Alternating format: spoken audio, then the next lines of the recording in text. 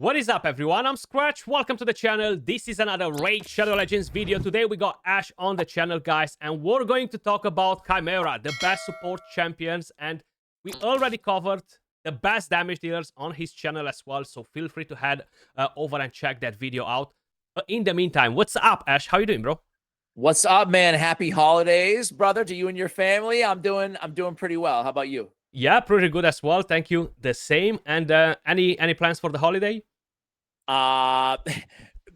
Doing my Raid Shadow Legends homework, like making sure I don't miss anything for all these things going on. But nah, just taking the I actually have my my son 50% of the time, so I have him this Christmas. Didn't have him last, and it was a big bummer. So I am super thankful and grateful. Awesome. I'll be just handed to family and stuff like that. How about you? Yeah, pretty much the same, man. Just family, chilling at home, going to the in-laws and stuff. Nice. Before we dive into the champions, I quickly want to ask you something. What's your take on the rewards for the Chimera? Are you a fan? You think they could be much better? Yeah, dude, I don't have any problem with the rewards. It's just the volume of the rewards seem very lackluster. It feels like I'm going to be here all day. I mean, I don't know about you, but I went to my forge and I'm like, all right, one relic or whatever it was, a few relics, and they were crap, Yeah. and then it feels like, yeah, with the current pacing of everything, it does feel like it's going to take a lot longer to get your hands on valuable rewards compared to Hydra at launch, Mithrala included, Yeah. So I don't know. How do you feel about it? Yeah, I'm not the biggest fan. I mean, I don't dislike the actual rewards. It's just the quantity, as you mentioned as well. I feel like skill tomes too. Like, how about like some premiums in there, like as a rare drop? I'm not saying like at least in the Clash, but, bro, like make it like in the Hydra, because the Clash, the milestones are awful. You're just getting a gemstone and they're just rares and epics for 8 billion points, which is crazy. Yeah, I got like one squared rare gemstone on my class. I'm like, that's it. and they're pretty awful. They're not great gemstones. They're not. It's not something like that you're going to use for a long time or anything like that, And not having any prism crystals and mythical books in the actual chest for the Clash is a really bummer, in my opinion, because it should be like in the Hydra, to be honest. Indeed. I mean, listen, this has been the standard that Plarium has set for years and years, is these ultra premium resources are going to be rare drops from kind of the newer content added to the game. And but it's not there necessarily, right now. So one can hope they improve at least the volume of the rewards, but time will tell. I'm not holding my breath though, man. Pretty much the same, bro. But let's kick it on with the champions. So top 15 best support champions, guys. Stay tuned for it, because at the end I'm actually gonna show you a list with almost top 30, just so you guys have an idea. If by any chance you have none of the top 15 and you feel bad, you might have somebody from the other top 15. So top 30. Well, I think everybody's going to definitely have somebody. Yeah, like there's no way you're not going to have somebody. But I'm going to let Ash start. Who's the first champion that you have on the list, Ash? Oh, well, I don't have this champion on the list, but I wish I did. I think you can make a strong case. In a vacuum, it's the best Void Legendary release in the very end of the year here. Yeah. And that's Pheidi Tealcrest, Lizardmen, Void. Just insanely good champion. You got the heal, you got the turn meter fill, you've got the decreased speed, you've got the block buffs, you've got more turn meter fill. Obviously, this is going to be a reoccurring theme in this video. Turn meter fill is so much more valuable than ever before. What? Than ever before in PvE than ever content. before. Yeah, because the battle is dictated by the turns that the Chimera takes, not by your team. So unlike a Hydra situation where you're capped no matter what, and you want to make sure you're getting the most out of every single turn, here it's just a volume play on your turn. So turn meter, I'm sure almost every champion or a lot of them on the list are going to have it. But it doesn't stop there. We got increased resistance and perfect veil. Got great trial additions here, and that decreased the cooldown of all active skills. In with the perfect veil. Oh, what a nasty kit. We get turn meter fill on that passive as well. He's a really awesome champ. Do you have him? I don't have him, man, but I wish I would. As you mentioned, definitely the best PvE Void champion they've added. If you're thinking about it, for the last 6+ months or so. I don't think I'm missing anyone, but definitely one of the best and my most wanted. My most wanted at the moment. There's been another one or two maybe that are on this list, even higher than him, but I'm talking like from an overall perspective, like versatility. This guy is just insane. I mean, with that A3, it's just he's like this year's Yameko in some ways, Very, very solid. Actually, I made a video on it a few days ago. Very powerful in the Chimera. Like, it impacts the team so much. Yeah. Good stats as well.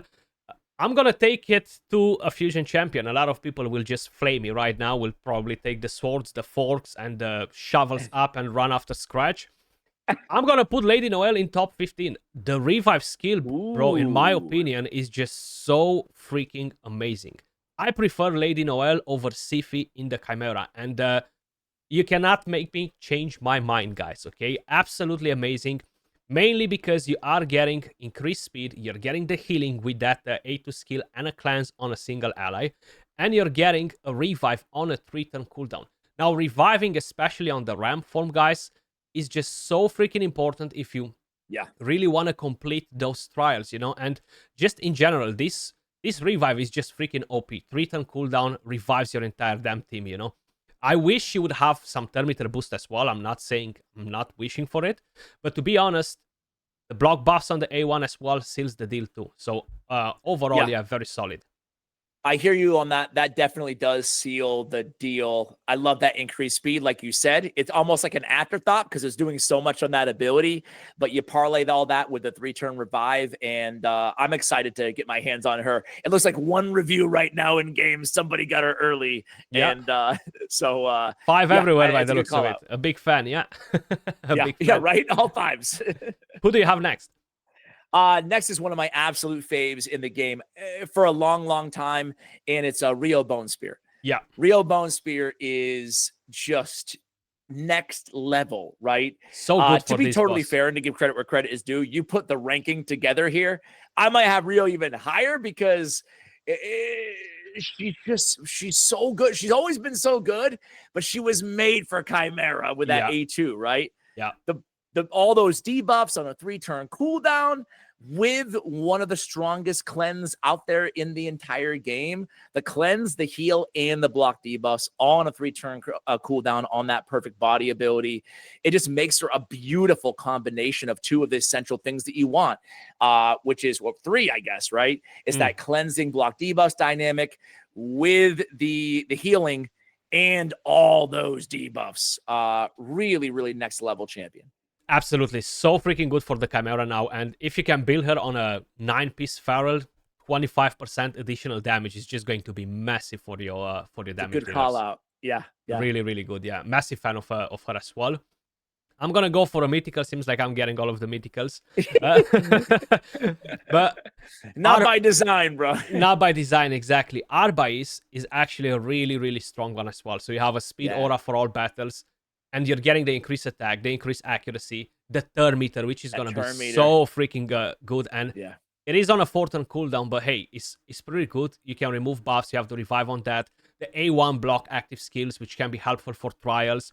Then, if that's not enough, you can just metamorph, bring in some continuous heals on your team, the stone skin, the taunt, etc. But the most important thing is the leech and the HP burn, because you're gonna get to basically complete more trials, keep your team alive, and I feel like she's just such an important character, and the decreased speed with a passive, she just brings so many things to the table.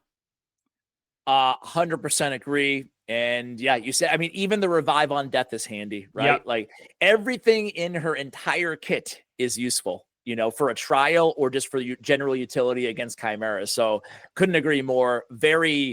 It just adds a lot in one champion. You could say that about a lot of mythicals. Yep. What do you have next? Next, I'm going to go with Krisk the Ageless, the good old turtle. He's surprise, going to make the list here as he does in a lot of areas of the game.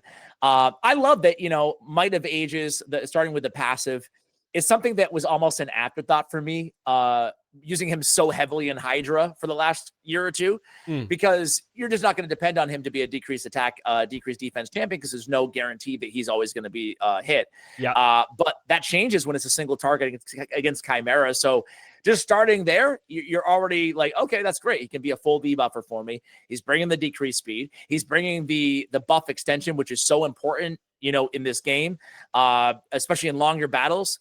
I feel like all teams maybe not essentially need, but at least I always want a buff extender on all my teams, bringing the ally protection.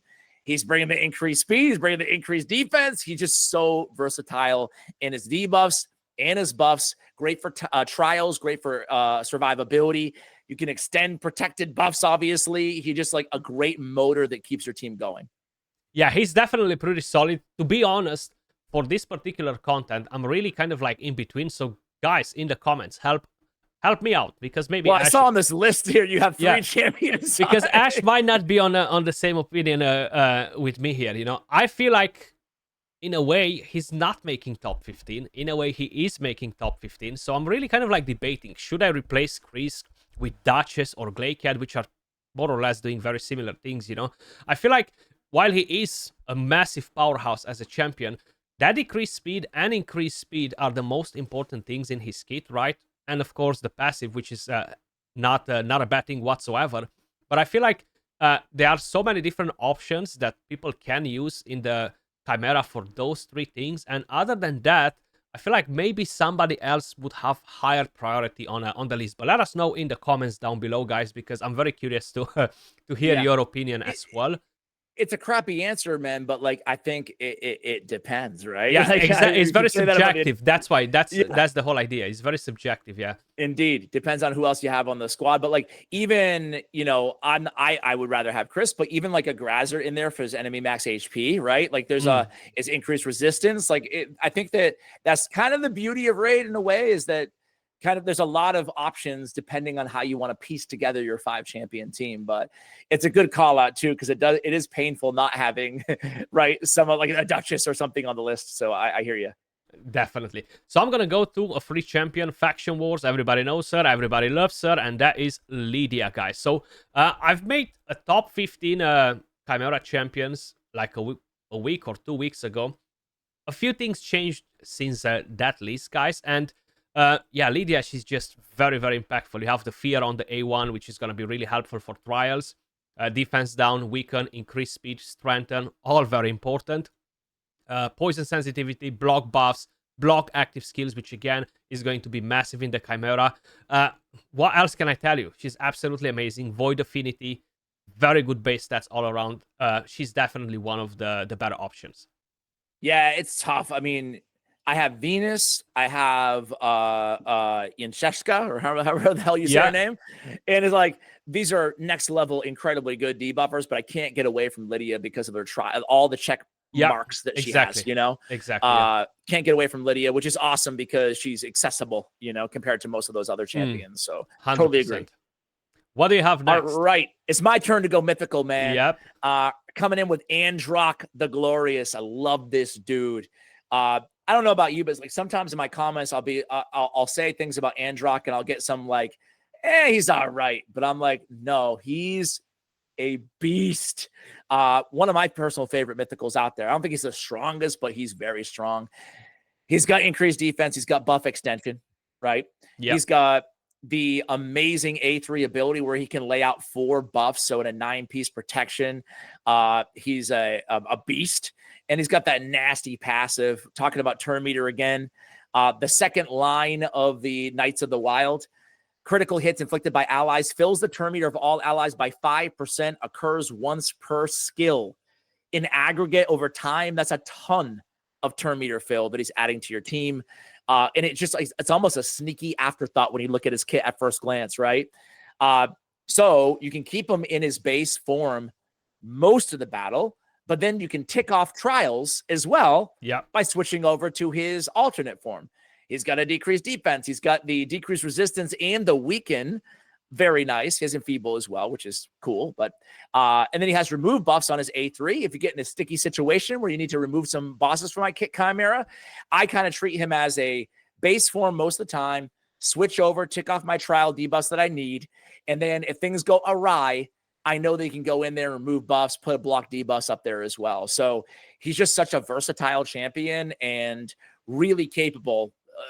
He's bringing so much to the table. You know, I don't know what else to say. Yeah, definitely. So as you mentioned, I feel like for Chimera, he is very, very powerful. For the other content, I don't think he's as great as he used to be. Like, especially with the Hydra changes, he lost a lot of value in the Hydra clan boss. But other than that, he's not really shining in many other areas. But it's good to see that I love him, bro. I in the love this Chimera, guy. he is a GOAT, you know. So that's, at least he has a place. It's very important for all of these champions to have at least one place where they're really like, wow, you know, because they're mythicals. They need to do something special, right? Not like the chicken or a few others that are useless. So, well, I don't want to get into debate on your channel, but I have a theory that, like, well, it depends. Like, if you're taking into consideration how good some mythicals are, and they come out of a primal shard, you get like the chicken or Ashnar or whatever. I understand completely. But then if you look at these champions in a vacuum, even like a guy like, I mean, even whatever name, it doesn't matter who it is. It's like they're doing so much that I'm not talking about like super end game, but I feel like most mythicals, like if you pull any as a normal like player, I feel like you can definitely take advantage of them, right? Like even the fact that they can ignore resistance and stuff like that, I think it's like I think they're overall like pretty damn good. Like, what do you agree with that, or do you think that there's just some that just absolutely suck no matter what? No, I mean, they're definitely good for progression. Some of them, you know, like they'll be helpful for a lot of different accounts out there. But the main thing is they need to feel like they're special in terms of like, if the champion doesn't have longevity, like a long life, in my opinion, they're not good. Especially if you cannot use them in the end game to really gain a lot of value, and you have tons of different options available. I feel like, well, is it really a mythical champion if it doesn't have that juice in it? You know. That's how I'm we feeling. We should have like another follow-up video. Yeah, follow-up video talking about yeah. this. Yeah, definitely. I won't deter the list too much. Yeah. So but I hear you. I hear your point. I don't like totally disagree, but yeah. That's how I feel. Yeah. I'm gonna go to the next one. I'm gonna bring in a legendary and Sylvan Watchers. I'm gonna bring in Firrol the Barkhorn. So freaking good as well. He's pretty much good in all of the content. You have decreased speed, block buffs, decreased accuracy again. Massive for trials. You have the increased resistance, the perfect veil, the passive that gives you tons of additional stats and damage. Pretty simple champion, right? A pretty simple kid, but does so freaking much. Absolutely amazing. I completely agree. Don't have him. Wish I did. Jealous of everybody who does. Ooh, yeah. All right. I feel you. I've tried for Mr. Christmas Tree himself. I've tried to go after him, and it's been a big bust. All right. I got a newly buffed champion at number 7 in his Opardin Clanfather. Man, this dude used to be one of the most disappointing legendaries in the game. It was, wasn't it? They actually nailed it with the buff. And then he also is a perfect fit for Chimera because of the passive. So he's got the turn meter fill on his A1. He's got the heal, the better heal on the continuous heal on the A2. So a very competent healer. And then he brings the continuous heals, the block buffs, and the kind of semi-mini cleanse, which is still very useful. And you put it all together with the turn meter fill of 10% every time that continuous heal ticks on an ally. Really, again, kind of one of those motor champions you can have that brings a lot to the table that you need. A great support all around. Yeah, very, very impactful with that Termitor. Such an amazing buff, and I feel like they knew exactly what they were doing, to be honest, with this buff, because it came right before the Chimera. I was never really expecting to ever say that Opardin is a GOAT, right? Like he's good. Still feels a little weird. It does. It does actually. Yeah. I'm gonna go for another mythical, seems like it, and that is going to be Lady Mikage. Thankfully, this is a fusion, and everybody can get her eventually. Amazing champion for this fight, man. Like, if you pair her, of course, with a ninja, with a Toshiro to really kind of like push that extra damage with the A1, is gonna be amazing. But even without that, you have the decreased duration of buffs on the enemy, increase the duration of buffs and debuffs on your team, decrease the debuffs, sorry, not increase them. Then you have the increased attack, the increased crit damage. You will need this for trials. You will need the ally attack for trials. And when you feel like you need the increased accuracy for another trial, you can just metamorph, bring in the increased accuracy, bring in the weaken, strip more buffs with that skill. You have an accuracy aura. Like, she just does so freaking much for this fight, and so impactful in my opinion. I totally agree. She's just one of the best all-around champs in the entire game, right? Yeah. I mean, we could quibble about other mythicals, but certainly not Mikage. You can use her. It doesn't matter, like, because wherever you're at, Chimera included, obviously, she can bring something really valuable to the table, you know? Yeah. So completely agree. 100%. What do you have next on the list? I got the coolest thing about new content like Chimera is that it gives so many champions, new champions. What? So many new champions. Yeah, it gives champions that like have been neglected or just haven't had their niche for years and years an opportunity, and that's the case with Rakka Viletide. She's always been kind of like the budget duchess, or had like a bad rap of being that, you know. It's still quite unique, but she hits all the things that you want out of a support or reviver for Chimera. She got heals, she's got the increased attack, she's got the shield 3-turn cooldown. She's got the revive, which is great, but she also has the ability to place without a revive a block debuffs, which is fantastic. And then you put that all together, and you're like, okay, pretty good. She's got the speed in all battles. It can use that too. But then you go to the creep, and she's filling turn meter at the start of her turn. So she really does bring so much to the table out of a reviver, which is already an essential position that you want on your team, that she's really skyrocketed, you know, past a lot of more highly thought of champions and other content to be perfect reviver for Chimera. Yeah, I feel like her on a relentless set, she's gonna be so freaking good, you know, because the passive does have a 2-turn cooldown for that turn meter, but on a relentless set, she's really gonna go ham. I do like as well the fact that the relentless set became viable once again, you know. Because you do want to take as many turns as possible, especially with the support champions and stuff, to kind of like push your other champions in. A very strong champion, as you mentioned, that did not really have a niche before, but now she does. And moving on to the next one, Elva, another Sylvan Watcher on my radar here. Speed aura for all battles, continuous heals on the A1, clans, block debuffs, increased speed, revive on a 3-turn cooldown with increased defense and increased attack, and you have the passive that gets more healing, perfect veil. That's one of the main things that really makes me love the champion, is the revive on a 3-turn cooldown. I feel like it's just such a good thing, you know. It is. You know, it's always been great to have revives on short cooldowns, but now that our nukers are dying all the time because of the reflect, it's really more important, right? So I totally agree. It just, again, we said this about a few of the champions, but it's so nice to have so much in one kit, you know, so much essential that we want. With a champion like Elva, you're really given the luxury of maybe like having 2 champions in one on your team, and bringing another DPS or another debuffer or whatever, hit more of those trials elsewhere, you know? Yep, 100%. What do we have next on the list? My turn for another mythical. You took shots at my boy Androc. Hopefully you're not going to take shots at Starsage Galathir. The only shot I'll be taking is that I don't have him. Okay. He's a beast. So what can I say? Obviously, you're aware. I mean, my man is just next level good, right? He's got turn meter fill, right? Just starting on his A1 ability. So you parlay him with an ally attacker. You're getting a lot of turn meter fill as well. In addition to what he already brings. You've got the beautiful cleanse with the heal and the block debuffs, kind of the standard of what a cleanse should be in the game, or what a high tier cleanse should be. You've got the great 4-turn revive with great survivability and the perfect veil. And we're just on his base form. So on his other form, you got the block active skills. You can tick off that trial. And then you've got the increased accuracy, the decreased resistance on the A3. So again, good for ticking off trial boxes. Probably mostly going to be using him in his main form, but just one of the best supports out there. And I haven't even covered like half the stuff that makes him great, like all those passives. Yeah, he's just so freaking insane for trials, bro. Like the best support champion for trials in the game.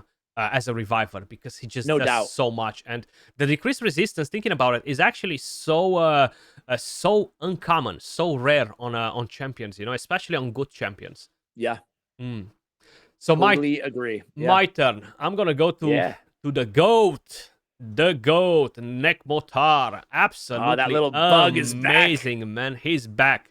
He is back. Speed aura for all battles. Decrease attack on the A1. The A3 increased speed 30% turn meter, extra turn, putting this back on a 3-turn cooldown, moving into decreased speed and leech, on a relentless with an impulse, a couple of refresh accessories, and he's going to go absolutely ham. It actually boosted my team's damage by approximately 30 to 40%, around 40%, just because of all of the turn meter. It's crazy. What yeah, a beast. Yeah. I almost feel I did not. It's weird. I'm almost embarrassed to say I did not use him on the force rotation. I should have, but I agree with everything you said. It's like this guy's insane. Even on the passive, he's filling his turn meter every time a debuff is removed, transferred, or expires, and he's bringing 3 debuffs with almost like relentless turns, like pun intended, I guess, right? Yeah. It's he's great. Definitely really, really strong. And for the final pick, Ash, what do we have right here? Let's see. Final pick, we got Skeletor. Yeah, I bet people wish. Yeah, yeah, maybe a little buff and he can make his way there. But Senna Amberheart, I actually, dude, I got so lucky. I pulled her on like the week before Chimera was released, yeah, she did not disappoint. She was made for this new content as well. Absolutely. She's a reviver. Great reviver, you know, with an ally attack after the revive, which is really handy because it's your damage dealers who are obviously getting killed. She's got the increased speed and the continuous heals and the turn meter fill. She's got the instant activation of continuous heals on her A1. She's got the speed in all battles. And then you put it all together with whenever the continuous heal activates on an ally, fills the turn meter of all allies by 5%. With the increased duration to make sure that we keep them on there because we're instantly activating them, thus more turn meter fill. There's no cooldown or anything like that. She's got a little bit of Opardin vibes, but a lot more in terms of, you know, put it all together. She brings so much. She's the quintessential support for Chimera, and I totally agree with you ranking her number 1 on your list. Yeah, 100%. So Opardin gives 10 turn meter percent to one ally. She gives 5 to all allies. So that's what makes her so damn crazy. Like your team will constantly rotate and they will overlap the Chimera boss pretty often. So that's our top 15, guys. I do want to show you, as promised, a list with almost top 30. So we're gonna go all the way to top 29. Duchess, Glaycat, Siphi, Sulfurion, Moth, Sneak Track, Eostrid, Cardial, Skeletor, Lamassu, Pythian, Kajadarai, Padraig, Raglin. These are all amazing characters as well, which are not really making the top 15, but they're definitely in the conversation of some of the best support characters in the entire game for this content. And you might be saying that, well, Skratch, don't you have all of them on the list? There's still tons of other support characters that are not on the list, guys, because they're just not really great for this particular content. But Ash, was a pleasure to have you on the channel. Make sure you guys head over and check out that top 10 damage dealer on his channel. And Ash, Merry Christmas, brother. Merry Christmas, brother. Thanks for having me, man. Appreciate all of you guys watching, and I'll catch you all in the next one. Peace.